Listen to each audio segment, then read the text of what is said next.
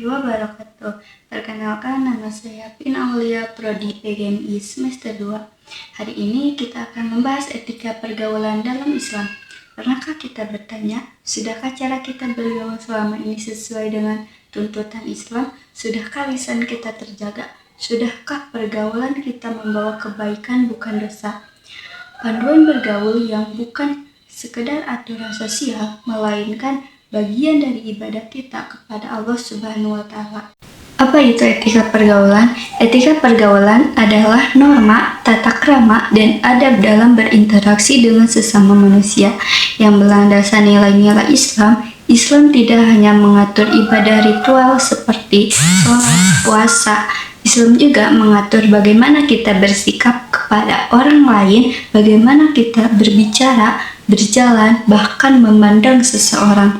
Allah Subhanahu wa Ta'ala berfirman dalam Quran surat Al-Maidah ayat 2, "Wa ta'ammanu 'ala birri wat taqwa," dan tolong menolonglah kamu dalam mengerjakan kebajikan dan takwa. Ayat ini menegaskan bahwa pergaulan yang baik adalah wujud nyata dari ketakwaan kita kepada Allah. Bergaullah dengan benar. Islam telah menetapkan 6 prinsip utama dalam etika pergaulan. Mari kita bahas satu persatu. Yang pertama, menjaga lisan. Rasulullah SAW bersabda, "Barang siapa yang beriman kepada Allah dan hari akhir, maka hendaklah ia berkata baik atau diam." Lisan kita adalah cerminan iman kita. Jauhilah ghibah, fitnah, dan kata-kata yang menyakiti orang lain. Yang kedua, menghormati orang lain. Muliakan sesama, terutama orang yang lebih tua. Jangan pernah merendahkan siapapun. Bagaimana firman Allah dalam Quran surat Al-Hujurat ayat 11. Dan yang ketiga, menjaga aurat. Berpakaian menutup aurat bukan soal mode atau tren. Ini perintah Allah langsung dalam Quran surat An-Nur ayat 31. Yang keempat, menghindari ikhtilat. Ikhtilat adalah campur baur bebas antara laki-laki dan perempuan yang bukan mahram. Ini memberikan batasan yang jelas agar kita terlindungi sebagaimana disebutkan dalam Quran surat Al-Isra ayat 32. Yang kelima, amanah dan jujur.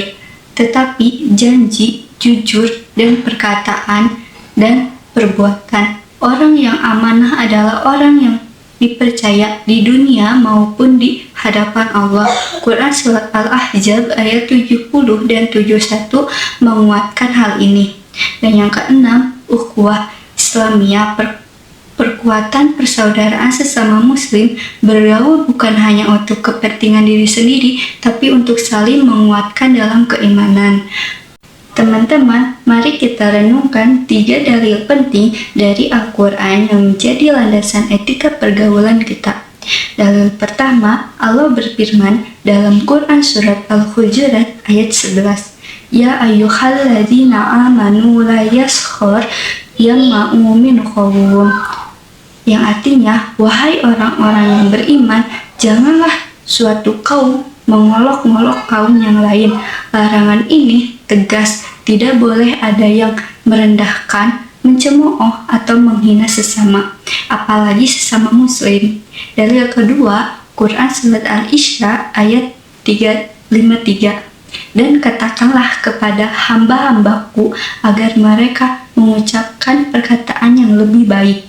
Perkataan yang baik bukan hanya sopan, tapi bisa menjadi dakwah yang paling nyata dalam kehidupan sehari-hari. Dalil ketiga, Quran surat Al-Hujurat ayat 10. "Sesungguhnya orang-orang yang beriman itu bersaudara, maka damailah antara kedua saudaramu." Inilah fondasi ukhuwah. Saat ada perselisihan, tugas kita adalah mendamaikan, bukan memperkeruh. Selain Al-Quran, Rasulullah juga memberikan bimbingan langsung melalui hadis-hadis beliau yang mulia. Hadis pertama tentang menjaga lisan. Dari Bukhari dan Muslim, Rasulullah bersabda, "Barang siapa beriman kepada Allah dan hari akhir, maka hendaklah ia berkata baik atau diam." Sederhana, tapi betapa dalamnya maknanya. Diam pun bisa menjadi kebaikan jika kata-kata yang akan terucap hanya mendatangkan dosa. Hadis kedua tentang ukhuwah. Rasulullah bersabda dalam hadis riwayat Bukhari, Muslim adalah saudara Muslim. Ia tidak menzaliminya dan tidak merendahkannya. Tidak menzalimi, tidak merendahkan, dua hal yang sering kita lupakan dalam pergaulan sehari-hari. Hadis ketiga tentang menahan diri. Beliau bersabda, orang yang kuat bukanlah orang yang pandai bergelut, melainkan yang mampu menahan diri saat marah. Kekuatan sejati bukan pada otot, kekuatan sejati ada pada pengendalian diri. Hadis keempat tentang husnuzon. Rasulullah bersabda, jauhilah prasangka karena sesungguhnya prasangka itu adalah perkataan yang paling dusta. Biasakan berprasangka baik, husnuzon kepada Allah, kepada sesama manusia. Ini adalah bagian yang perlu kita pahami dengan sangat baik, terutama di era sekarang.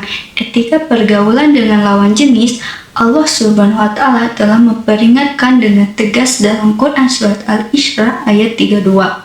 Wala taqrabul zina innahu kana fahisyatan wa sya'a sabila. Dan janganlah kamu mendekati zina. Sesungguhnya zina itu adalah perbuatan keji dan suatu jalan yang buruk. Allah tidak hanya melarang zina, Allah melarang kita mendekatinya. Artinya, segala pintu menuju zina pun harus kita tutup rapat-rapat. Ada 6 batasan yang ditetapkan syariat.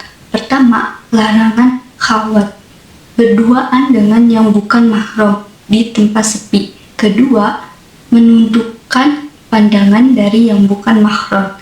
Ketiga, tidak bersentuhan fisik dengan lawan jenis yang bukan mahram. Keempat, wajib menutup aurat. Kelima, menjaga komunikasi agar tidak berlebihan dan tidak menggoda. Keenam, menghindari ikhtilat tanpa keperluan yang syar'i. Bukan karena Islam mengekang kebebasan, justru sebaliknya. Islam melindungi kita dari kerusakan yang lebih besar. Teman-teman, setiap pilihan pasti ada konsekuensinya. Jika kita menjaga etika pergaulan sesuai Islam, kita akan mendapatkan ridho Allah, tercipta hubungan yang harmonis, dipercaya dan dihormati orang lain, dan terhindar dari fitnah serta maksiat. Namun jika kita mengabaikan pergaulan bebas lisan yang tidak terjaga, prasangka buruk, maka yang kita tuai adalah dosa, hubungan sosial yang rusak, dan menjadi sumber keburukan bagi lingkungan sekitar kita. Pilihannya ada di tangan kita. Sebagai penutup, mari kita ingat kembali inti dari pembahasan kita hari ini. Etika pergaulan dalam Islam bukan sekedar aturan sosial, ia adalah bagian dari ibadah. Wujud nyata ketaatan kita kepada Allah Subhanahu wa Ta'ala. Jagalah lisan kita, jagalah aurat kita, jagalah pandangan kita, perkuat ukhuwah dengan sesama muslim.